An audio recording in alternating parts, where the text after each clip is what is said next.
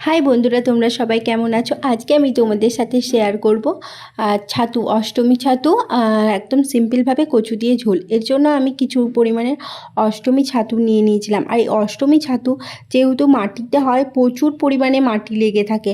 এর জন্য মাটিটাকে ভালো করে ছাতুর থেকে পরিষ্কার করে নিয়ে তারপর ছোট ছোট করে কুচি করে কেটে জলে ভিজতে দিয়েছিলাম।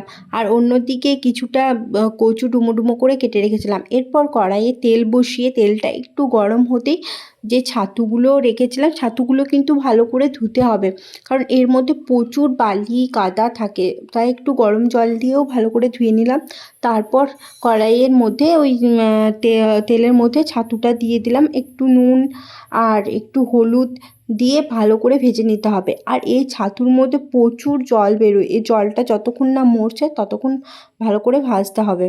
আর এই ছাতুটা খুব টেস্টি হয়। এই ছাতুটা মানে অনেক জায়গায় অনেক নামেই পরিচিত, অনেকে দুর্গা ছাতু বলেও চেনে।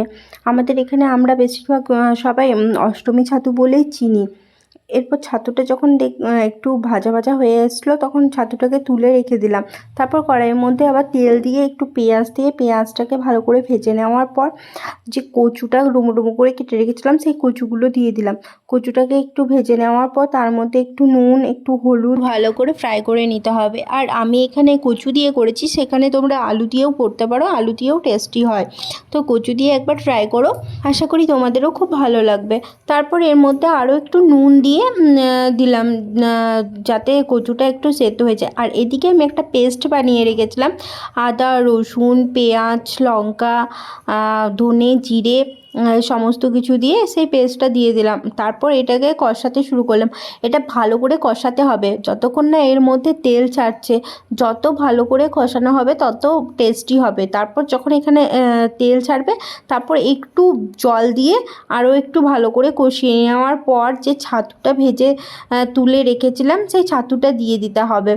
আর এই ছাতুটা আমরা বেশিরভাগ ওই ভাদ্র আশ্বিন মাস করেই পাবে, জন্মাষ্টমীর পর করেই এই ছাতুটা বেশিরভাগ দেখতে পাওয়া যায়।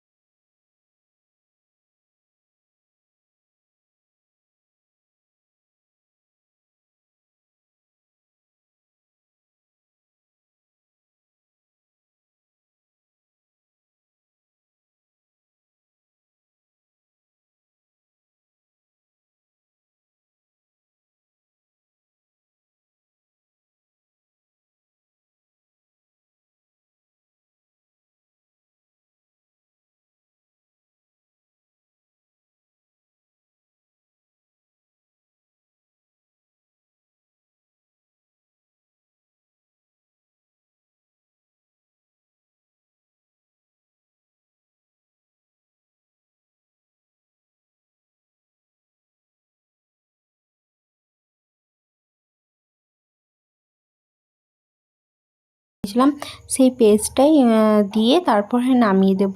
এইভাবে একবার তৈরি করে দেখবেন, খুব ভালো লাগবে। যদি ভিডিওটা ভালো লাগে চ্যানেলটি সাবস্ক্রাইব করে পাশে থাকবে।